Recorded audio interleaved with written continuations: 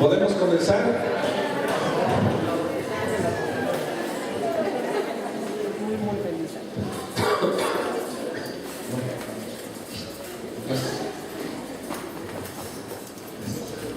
Un tequilita, sí.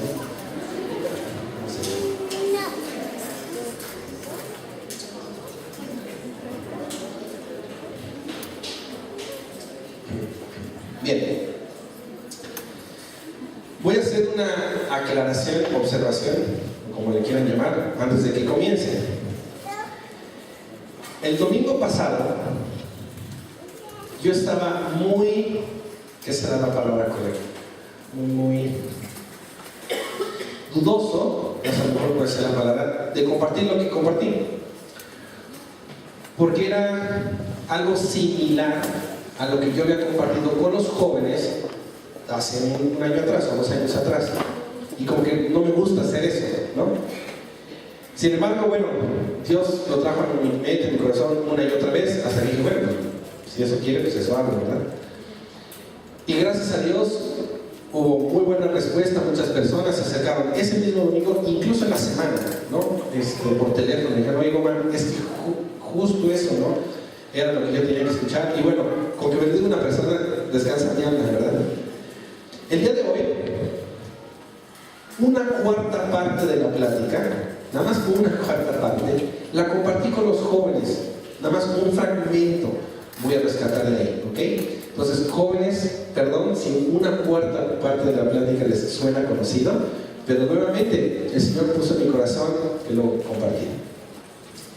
Bien, hemos declarado que este 2015 va a ser un año de victoria en la guerra espiritual. No nada más es un año de guerra espiritual, es un año de ¿qué? De victoria en la guerra espiritual. ¿Sí traen Biblia? Ojalá que sí.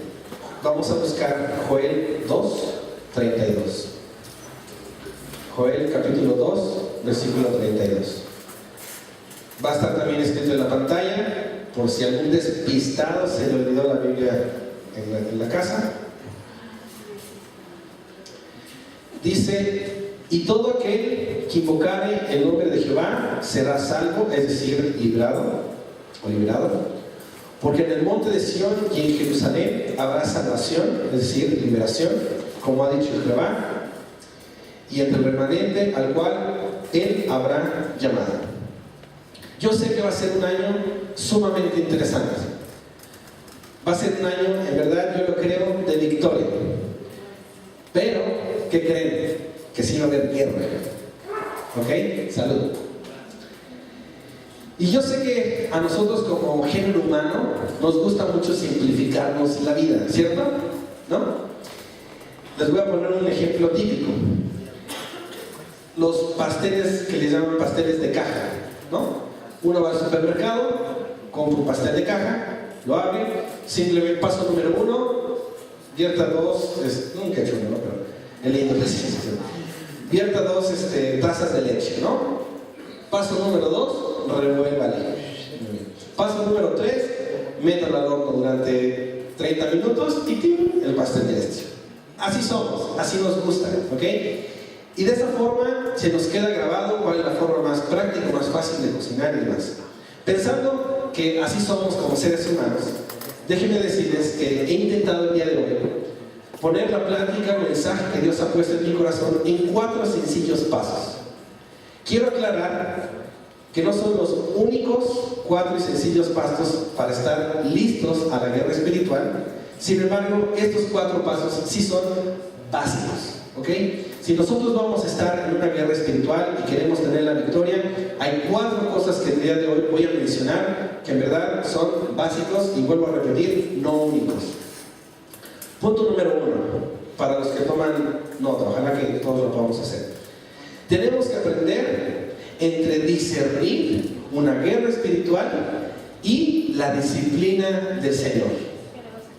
Eso es importantísimo. Tenemos que distinguir entre una guerra espiritual, lo que estamos viviendo, o si estamos viviendo la disciplina del Señor. En Hebreos 12:6, búsquenlo por favor, Hebreos capítulo 12, versículo 6.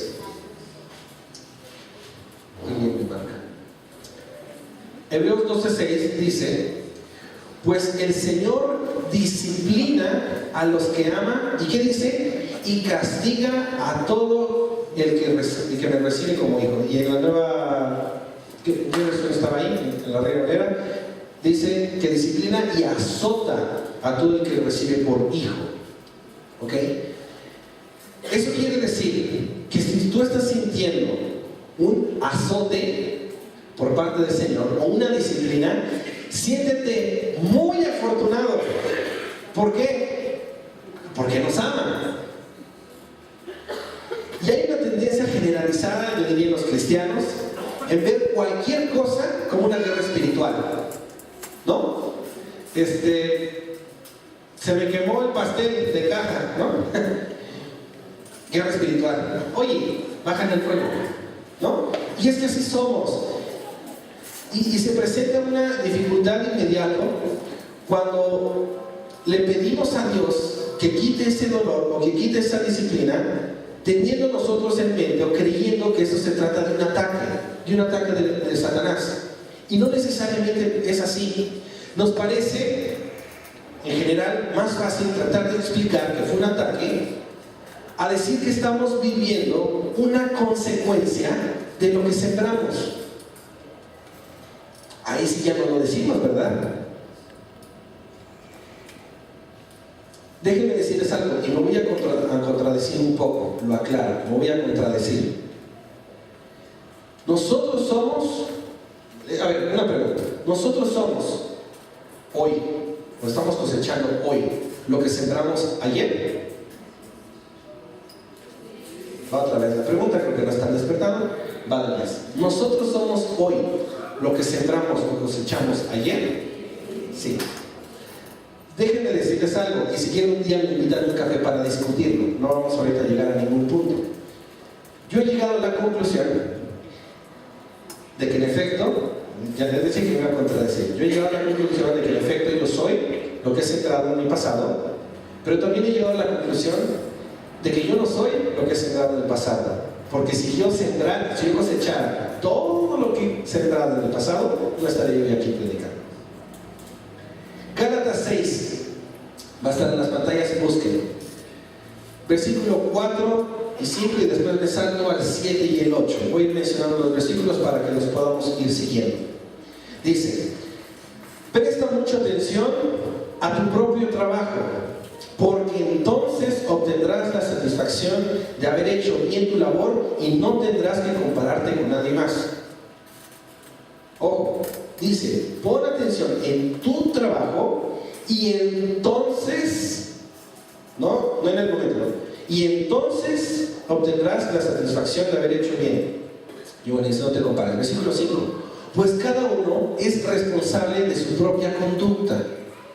Versículo 7, me brinco al 7. No se dejen engañar, nadie puede burlarse de la justicia de Dios. Y fíjense cómo aquí me hago yo más bolas. Siempre se cosecha lo que se siembra. Los que viven solo para satisfacer los deseos de su propia naturaleza pecaminosa cosecharán de esa naturaleza destrucción y muerte. Pero los que viven para agradar al Espíritu, del Espíritu cosecharán vida eterna. ¡Qué increíble! Lo que a veces diagnosticamos equivocadamente como un ataque, en realidad pudiera ser un castigo amoroso de parte de Dios para nuestra vida. Piensen en un momentito, ¿no habrá sido que en el pasado, y a lo mejor en el presente, hemos descuidado nuestra relación con nuestros hijos o con nuestros padres? ¿No podría ser que en el pasado hemos descuidado nuestro trabajo? Jóvenes, la escuela, la universidad. ¿No habrá sido que en nuestro pasado hemos descuidado nuestro ministerio? Algo que el Señor te encargó que tú llevaras a cabo y no lo hiciste. ¿No sería que a lo mejor en nuestro pasado hemos descuidado incluso nuestra misma relación con el Señor? Y entonces ahora lo que está haciendo el Señor es que nos está disciplinando. ¿Para qué? Para llamar nuestra atención y para hacer un cambio pronto, un cambio antes de que la situación se complique todavía más. No es una guerra espiritual, en algunos casos. Dios te está llamando y te está diciendo, pon atención, eso que estás haciendo mal, eso que tú descuidaste, es tiempo de que lo corrijas. Y sería muy trágico que nunca fuéramos lo suficientemente maduros como para hacer esa conexión entre problemas y la disciplina del Señor. Porque su disciplina no va a ser útil si nosotros no desechamos esa idea de que todas las adversidades, todo lo que nos pasa, es producto de una guerra espiritual. Y al mismo tiempo, tenemos que reconocer que sí vivimos en una guerra espiritual. Si malentendemos entonces nosotros el propósito del castigo de Dios, fíjense, pongan mucha atención, podemos perder la bendición de esa advertencia que el Señor nos llama para alejarnos del pecado. Ese es el peligro de confundir una guerra espiritual con una disciplina del Señor. Que si el Señor nos está disciplinando, podemos perder esa bendición que Él nos está dando la oportunidad de arrepentirnos y dejar de hacer lo que estábamos haciendo. Por el otro lado, si es una guerra espiritual y nosotros estamos en Bavaria, Texas, en ese Gómez, ¿no? Y no estamos armados, ¿qué es lo que va a suceder? Nos van a matar. Yo te pregunto, ¿no será que tú estás pasando por algunas circunstancias difíciles en tu vida? Pudiera ser que el Señor te está también disciplinando. Recuerda que la naturaleza de Dios es un amor perfecto y Él nos quiere hacer un bien. Todos necesitamos disciplina. Todos. Y me acordaba de un chiste muy bueno. Ahí tiene que haber un señor. Era Navidad, se acercaba el 24 y 25. Entonces ya le habían pagado la aguinaldo, no sé qué, y dijo, me voy a comprar con este dinero un loro. Nunca había tenido un loro. Entonces fue al mercado, ya había un loro ya grande. Entonces le dice al señor del mercado, mire, ¿por qué no se quería uno chiquito? ¿Por qué no se lleva un loro ya grande? Este ya sabe hablar perfectamente bien. ¿Qué realmente es lo que quería el señor al comprar un loro? Ah, perfecto, entonces compró el loro, se fue a su casa, y cuando llegó, le dijo, buenos días, y el loro le contesta buenos días, pero seguido de buenos días, una cantidad de groserías que el señor se quedó sorprendido, ¿no? Loro, ¿qué le pasa? En fin, yo creo que fue en el momento. Y en la tarde le dice al lorito, ¿qué quieres comer? Y el loro le contesta, pues quiero semillas y acompañado como de 50 groserías. Y el cuate ya estaba, pero así, sorprendido, ¿no? Dijo, yo creo que nada más fueron esas dos. Llega la noche y le dice, lorito, ¿qué quieres comer? Y el loro que se la sopló, pero a toda la familia, ¿no? Grosería tras grosería. Y dijo, loro, yo creo que tú necesitas disciplina. Entonces lo agarró y lo metió al congelador, ¿no? Y nada más escuchaba que el loro, se movía, todo el refrigerador se sacudía, ¿no? De repente se queda quieto. Y lo que pasa es que adentro del congelador se acercaba al 25 y demás, y el dueño del oro tenía un pavo, ¿no? Entonces lo volteé a ver y ya saben, ¿no? Pues sin plumas, sin cabeza, amarrado, ya todo petrificado y duro, ¿no? Entonces el dueño de repente ve que ya no hace ruido, ¿no? Dijo, o sea, la muerte que habrá pasado. Entonces abre la puerta del refrigerador y lo saca, ¿no? Y estaba todo espantado. Y le dice, loro, ¿aprendiste la disciplina? Y el loro le dijo, ¿te puedo hacer una pregunta? ¿Qué fue lo que te dijo el pavo? Ok. Punto número 2. Además de que el Señor nos disciplina, punto número 2, necesitamos ser fieles en la guerra espiritual. Necesitamos ser fieles para tener victoria en la guerra espiritual. Fíjense. Dios premia, por una parte, la fidelidad. Dios prueba la persistencia. Dios prueba la constancia. Y al mismo tiempo, Dios rechaza la negligencia. Dios rechaza a los hijos inconstantes. Dios rechaza la improductividad. Ubica las piñas de los árboles, las piñitas, ¿no? Yo creo que a ratos nosotros somos como esas piñas, además de los redonditos, Las piñas contienen cientos y cientos de semillas. Igual nosotros somos personas que contenemos cientos de buenas semillas que pueden convertirse en buenos frutos. Pero para que eso suceda, hay algo que tenemos que hacer, y es trabajar con fidelidad. ¿Qué es lo primero que tenemos que hacer en este 2015? Es muy sencillo. Lo primero que tenemos que hacer es orar. La oración es lo que prepara la tierra para que la semilla pueda caer y entonces dé fruto. Si tú te arrancas nada más aventando las semillas, no va a dar fruto. ¿Qué es lo que hay que hacer? Arar la tierra. Hay que orar para que podamos arrancar este 2015 en esta guerra espiritual y estemos certeros, con esa certeza, de que va a haber una victoria. Y yo quiero que grabes esta frase en tu corazón. Si nosotros buscamos al Señor con todo nuestro corazón, Él te va a dar, nos va a dar la visión, las metas, la estrategia y los recursos para obtener victoria en la guerra espiritual. Te lo vuelvo a repetir. Si tú buscas al Señor de todo corazón, Él te va a dar la visión, las metas, la estrategia y los recursos para que tú tengas victoria en esta guerra espiritual. Después de orar, ya estamos bien orados. ¿Qué es lo que tenemos que hacer? Salir a trabajar. Salir a trabajar en esos proyectos que el Señor nos asignó. Creo que hay un único versículo que me sé de toda la Biblia, que es Romanos 12:11. Me lo aprendí desde que era niño. Qué bueno que lo aprendí ese. En lo que requiere diligencia, no perezosos, fervientes en espíritu, sirviendo al Señor. ¿Qué es lo que nos está diciendo? Es: no seas flojo. Ponte a trabajar para que tengas un fruto. Ponte a trabajar para que haya una victoria en la guerra. Eso es lo que tenemos que hacer nosotros en este 2015. Tenemos que orar para que haremos la tierra y paso inmediato tenemos que salir a trabajar. Los ojos de Dios están puestos, fíjense, en la actitud de sus hijos. La actitud con la cual sales a trabajar todos los días.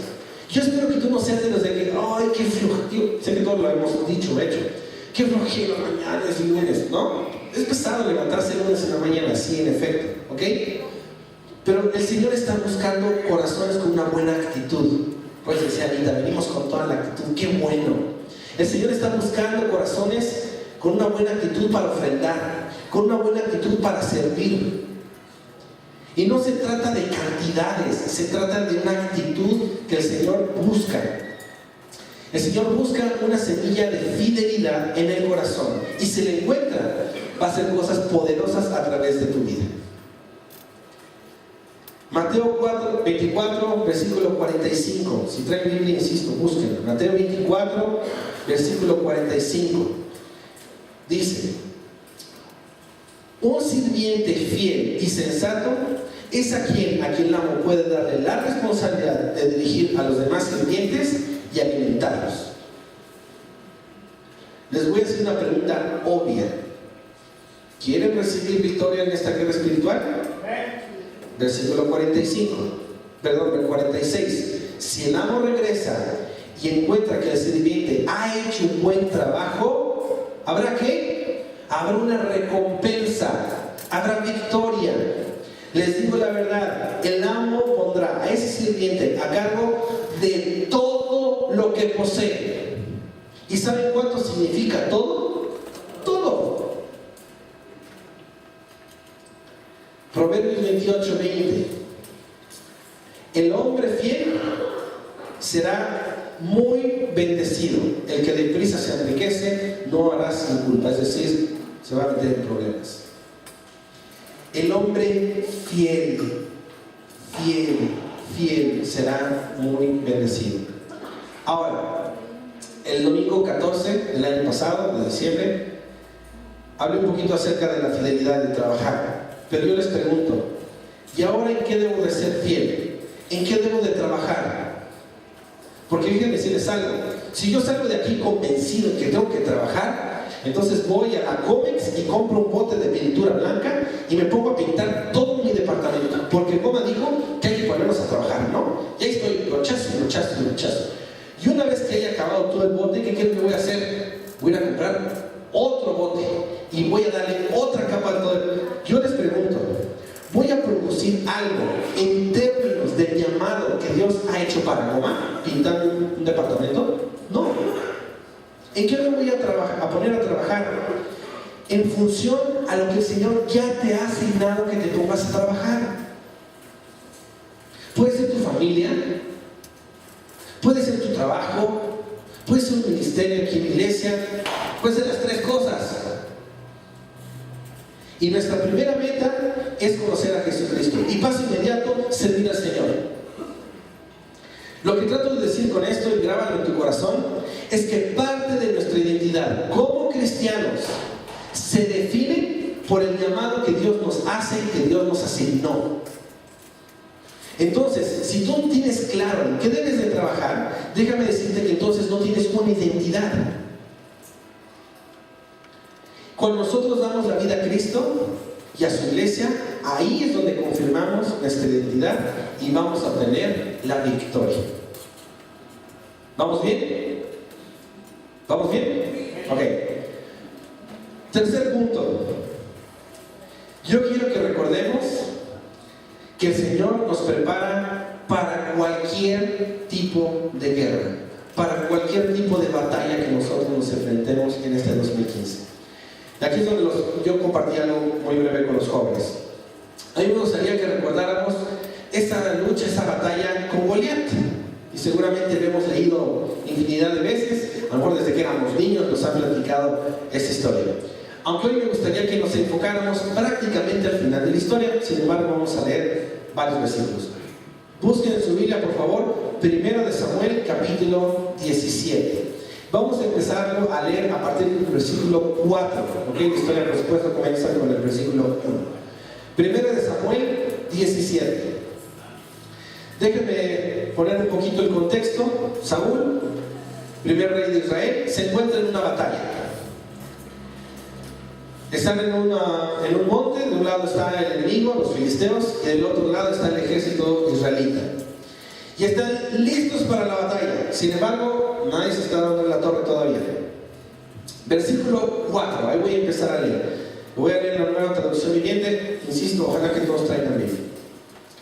Luego Goliat, un campeón filisteo de Gat, salió de entre las filas de los filisteos para enfrentarse a las fuerzas de Israel. Medía casi 3 metros de altura. Llevaba un casco de bronce y su cota de malla, hecha de bronce. Pesaba 57 kilos. También tenía puestos protectores de bronce en las piernas y llevaba una jabalina de bronce sobre el hombro. El asta de su lanza era tan pesada y gruesa como un rodillo de telar, como una punta de hierro que pesaba casi 7 kilos. Su escudero iba delante de él. Nada más con los datos que ahí se describen, podemos darnos cuenta que este guerrero, que este Goliat, en verdad era grande, muy grande. Y además de grande, era ¿qué? Muy fuerte. Los puros números que aquí describen quiere decir que su armadura pesaba cuando menos 64 kilos para arriba. Ya traer 64 kilos para moverse ágilmente, para poder pelear, eso significa que en verdad era muy fuerte. Versículo 8. Entonces Goliat se detuvo y gritó mofándose de los israelitas. ¿Por qué salen? Fíjense, dice mofándose, dice burlándose. ¿Por qué salen todos ustedes a pelear? Yo soy el campeón filisteo, pero ustedes no son más que siervos de Saúl. Elijan un hombre para que venga aquí a pelear conmigo. Si me mata, entonces seremos sus esclavos. Pero si yo lo mato a él, ustedes serán nuestros esclavos. Hoy desafío a los ejércitos de Israel, envíenme a un hombre que me enfrente. Cuando Saúl y los israelitas lo escucharon, quedaron aterrados y profundamente perturbados. Goliat se estaba burlando, así como Satanás se sigue queriendo burlar de nosotros. Y Goliat los está retando, los está desafiando y los tenía aterrados. Aterrados. Y déjenme decirles algo, en mi experiencia, hay dos momentos de mi vida donde yo me he visto imposibilitado de poder salir a trabajar, de poder guerrear, de poder luchar, de poder todo. A ver si están de acuerdo conmigo. Uno es cuando estás enfermo, tumbado en la cama. Es imposible salir a luchar, imposible salir a guerrear. Y número dos, cuando Satanás te tiene aterrado, cuando Satanás te tiene espantado. No hacemos nada, no podemos pensar bien, no podemos salir a hacer una buena lucha, una buena estrategia incluso. Versículo 12. Ahora bien, David era el hijo de un hombre llamado Isaí, un efrateo de Belén, en la tierra de Judá. En ese tiempo, Isaí era anciano y tenía 8 hijos. Sus 3 hijos mayores, Eliab, Abinadab y Simea, ya se habían unido al ejército de Saúl para pelear contra los filisteos. David era el menor de los hijos.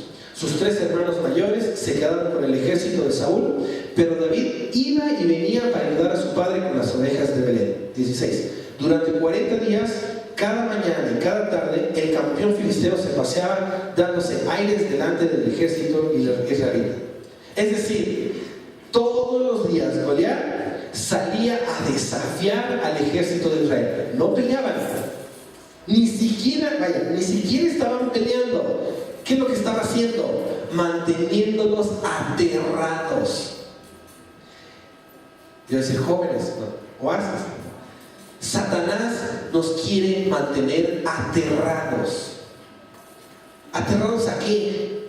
Ni salir de tu casa, ¿no? Y si te duele una uña, hoy seguramente se me va a caer el dedo. Y así vivimos, y vivimos aterrados. Y justo cuando el ejército de Israel se propone o sale a orar, que era una costumbre judía que le llaman orar el Shema, es entonces, curiosamente, cuando Goliat sale a aterrarlos. ¿No les ha pasado que ustedes cuando dicen, ahora sí me voy a proponer a tener mi tiempo devocional con el Señor fielmente? Y ahí es cuando viene Satanás y ¡pum! Ahora sí me voy a proponer a no faltar a oasis. ¿Y qué pasa? ¡Pum! Satanás te ataca. Ahora sí me voy a proponer a lo que tú quieras. Justo cuando nosotros buscamos la presencia del Señor, ahí es cuando Satanás nos quiere atacar. Versículo 17. Un día, Isaí le dijo a David: toma esta canasta de grano tostado y estos 10 panes y llévaselos deprisa a tus hermanos. Y dale estos 10 pedazos de queso a su capitán. Averigua cómo están tus hermanos y trae un informe de cómo les va. Los hermanos de David estaban con Saúl y el ejército israelita en el valle de Ela, peleando contra los filisteos. 20. Así que temprano, la mañana siguiente, David dejó las ovejas al criado de otro pastor y salió con los regalos, así como Isaí le había indicado. Llegó al campamento, fíjense, justo cuando el ejército de Israel salía al campo de batalla dando gritos de guerra. Es decir, Goliat los tenía ahí justo atormentados. Poco tiempo después, las fuerzas israelitas y filisteas quedaron frente a frente, ejército contra ejército. David dejó sus cosas con el hombre que guardaba las provisiones y se apresuró a ir hacia las filas para saludar a sus hermanos. Mientras hablaba con ellos, Goliat, el campeón filisteo de Gat, salió de entre las tropas filisteas. En ese momento, David lo escuchó gritar ya sus acostumbradas burlas al ejército de Israel. No es una casualidad que justo llegue David cuando el ejército de Israel y los filisteos se van a enfrentar nuevamente y Goliat sale a gritarles. No es una casualidad. Y nosotros sabemos muy bien, por lo que acabamos de leer, que David no era un guerrero. Yo te quiero preguntar, ¿tú qué tanto sabes de guerra? ¿No? ¿Nada? Yo tampoco.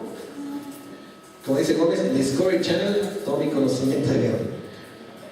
Era un cuidador de ovejas. Versículo 24. Tan pronto como las tropas israelitas lo vieron, comenzaron a huir espantadas. ¿Ya vieron al gigante?, preguntaban los hombres. Sale cada día a desafiar a Israel. El rey ha ofrecido una enorme recompensa a cualquiera que lo mate.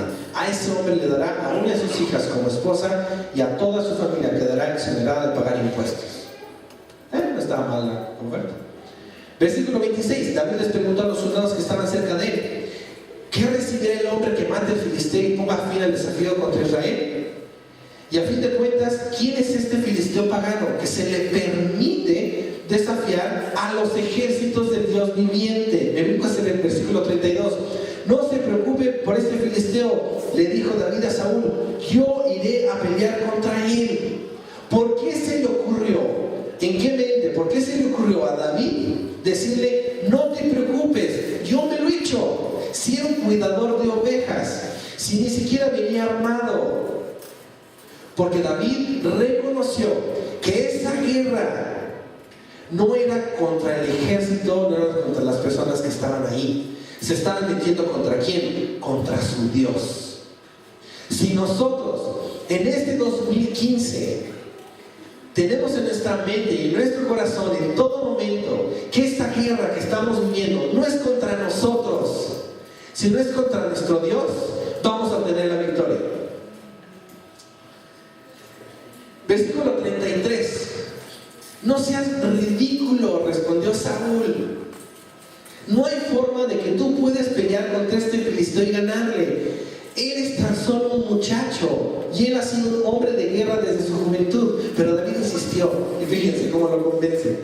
He estado cuidando las ovejas y las cabras de mi padre. Cuando un león o un oso viene para robar el cordero del rebaño, yo lo persigo con un palo y lo rescato del cordero de la boca. Si el animal me ataca, lo tomo de la quejada y lo golpeo hasta matarlo. Lo he hecho con leones y con osos, y lo haré también con este filisteo pagano, porque ha desafiado los ejércitos del Dios viviente. O sea, y todavía se le ocurre tratar de convencer a Saúl de decirle, pues así como lo he hecho con el palo, ¿no?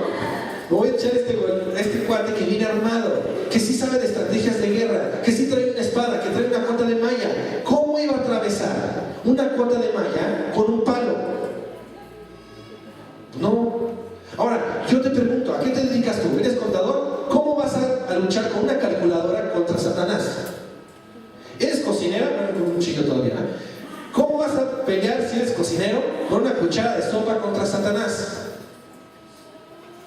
¿Eres abogado? ¿Qué vas a agarrar a papelazos a Satanás? ¿O cómo? No. David no estaba confiando en el palo. No estaba confiando en sus fuerzas. No estaba confiando en su estrategia. Ya me perdí. ¿En qué versículo voy? 30. ¿Cuál es el que sigue? Gracias. Entonces me contesta, versículo 37. El mismo Señor que me rescató de las garras del león y del oso, me va a rescatar de este filisteo. Así que Saúl por fin accedió y dijo, está bien, adelante, que el Señor esté contigo. ¿Quién era el que tenía que haber hecho esta guerra? Saúl. No dejes que alguien haga guerra por ti. Si la guerra es contra ti, entonces en medio el que debe luchar, ¿quién es? Tú. No son tus papás, no son tus pastores, vamos a luchar juntos. Pero la guerra es con quién? Con cada quien. Versículo 40, ya nos sabemos la historia. Tomó 5 piedras lisas de un arroyo y las metió en su bolsa de pastor. A ver, ¿qué no le acaba de decir que con un palo? Luego, armado únicamente con su vara de pastor y su honra, comenzó a cruzar el valle para luchar contra el filisteo. Goliat caminaba hacia David con su escudero delante de él, mirando con desdén al muchacho de mejillas sonrojadas. Fíjense, mientras David iba caminando, enfrentándose a su enemigo, en ese caminar, el Señor le revela a David que tome las piedras. Ahí le dio la estrategia para matar al enemigo. No se las dio mientras estaba parado. ¿Cuándo se las dio? Cuando se amarró, no traía pantalones, ¿no? Cuando se amarró los pantalones de la túnica y empezó a caminar para hacer guerra. ¿Vamos? Gracias. ¿Soy acaso un perro? Le rugió David, para que vengas contra mí con un palo. Y maldijo a David en nombre de sus dioses.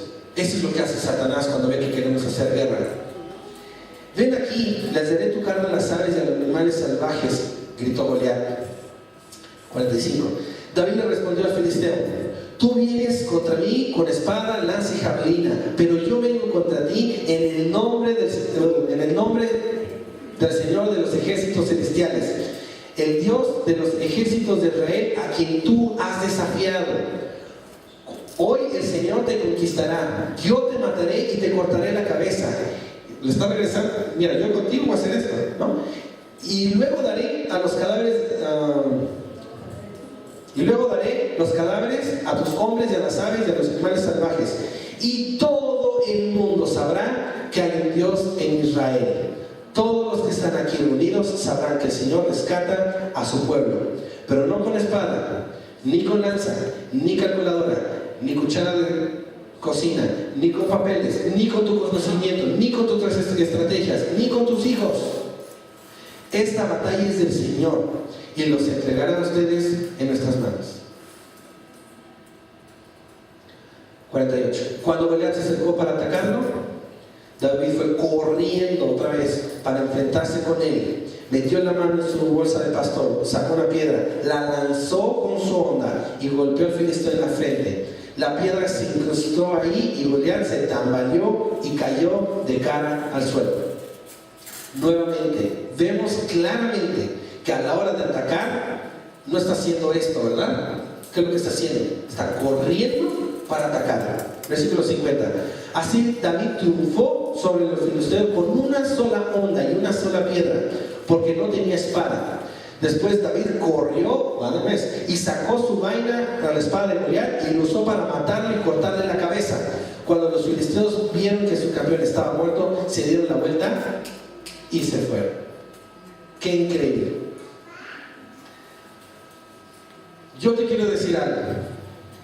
Si tú estás dispuesto a hacer guerra y estás confiado en el Señor, Él te va a decir cuál es la piedra que tú debes de tomar y en qué momento la tienes que lanzar. 1 Corintios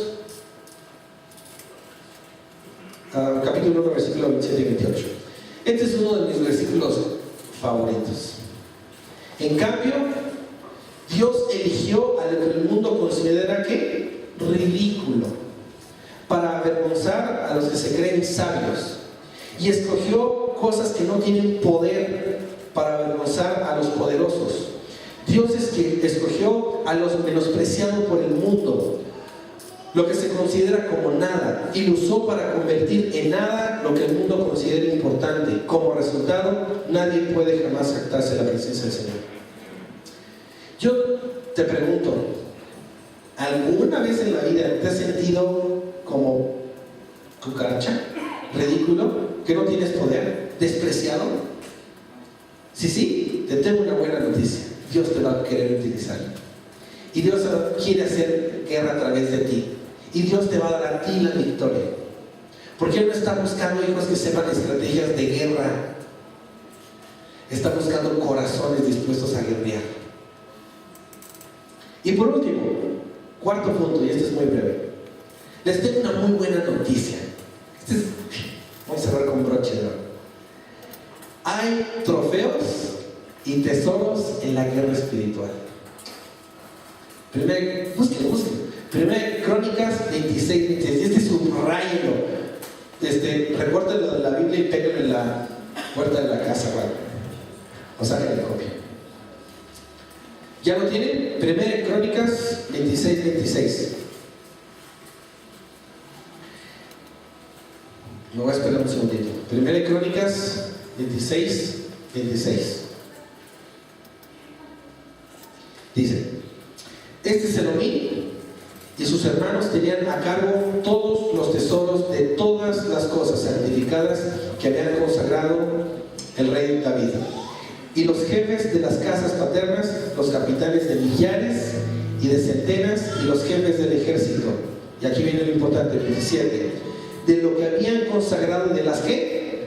De las guerras y de los botines para reparar la casa de Jehová. Traducción. Este versículo nos muestra una verdad enorme y padrísima que va a cambiar nuestra vida. Hay botines, hay recompensas muy grandes que solo se ganan en las guerras espirituales. Y estos botines son dedicados a la construcción de la casa de Dios. Y si nosotros logramos entender esta verdad, apropiarla, escribirla en nuestro corazón, créanme que vamos a entender por qué pasamos por guerras espirituales. Muchos creen equivocadamente que una vez que nosotros somos salvos, tenemos a Jesucristo en nuestro corazón, ahí los problemas se acabaron. Y no es cierto. Dios no solo permite que pasemos por una batalla, sino que Él tiene un propósito glorioso. Dios está interesado en nuestra victoria, y mucho más allá, Dios está interesado en ese botín que vas a obtener a través de la guerra espiritual. Después de esas luchas horrorosas, fuertes, largas, vienen carretadas de bendiciones de parte del Señor. Y eso es lo que trata de decir Pablo en Romanos 8:37, donde dice: antes, en todas estas cosas somos más que vencedores por medio de aquel que nos amó. Después de una guerra hay una recompensa que solo se obtiene en las guerras. Y la Escritura dice que ese botín es para mantener el templo. Yo les pregunto, ¿dónde está el templo el día de hoy? Aquí. Tú eres parte de ese templo. Y Dios te quiere regalar, te quiere entregar un botín, una recompensa muy grande. ¿Para beneficio de quién? Tuyo. Tuyo, es tuyo. Lo único que tenemos que hacer es decir: vale, voy a pelear. No con mis fuerzas, no con mi estrategia, sino con la disciplina, fidelidad, la estrategia del Señor. Y yo les aseguro que vamos a tener victoria. ¿Se necesitan pantalones para aceptarlo? Sí. Yo creo que haber estado frente a Goliat y esos gritos y verlo, y ponía, claro. Pero David en todo tiempo no vio a Goliat. ¿A quién vio? Él volvió a ver a su Dios. Dijo: yo sé que con las fuerzas del Señor le voy a ganar. Y aquí el Señor, creo yo, que nos hace una invitación a decir: yo te invito a esta guerra, yo te invito a guerrear conmigo, con mi estrategia, con mis fuerzas. Yo te voy a dar la victoria, yo te voy a dar el botín. Lo único que tienes que hacer es confiar. Tú confía, trabaja, sé bien, yo te voy a dar la victoria. Y si tú estás dispuesto a eso, yo los invito a que se pongan de pie y decir: yo me voy a comprometer a guerrear, yo voy a hacer esa lucha. Y vamos a hacer guerra espiritual en este 2015. Vamos a orar. Como digo a los chavos, yo oro, pero ustedes tienen que orar y decirle desde lo más profundo de su corazón: Padre, en este 2015 yo voy a hacer guerra espiritual contigo, y yo quiero esa victoria, yo quiero ese botín. Sé que tengo que hacer lo mío, que es confiar en ti, trabajar fielmente. Oigan, en la guerra se necesita toda la fidelidad del mundo, No puedes decir: espérenme, time out, juega el Cruz Azul. No, espérense. En una guerra no hay tiempos fuera, ¿ok? Entonces, todo el tiempo, fidelidad.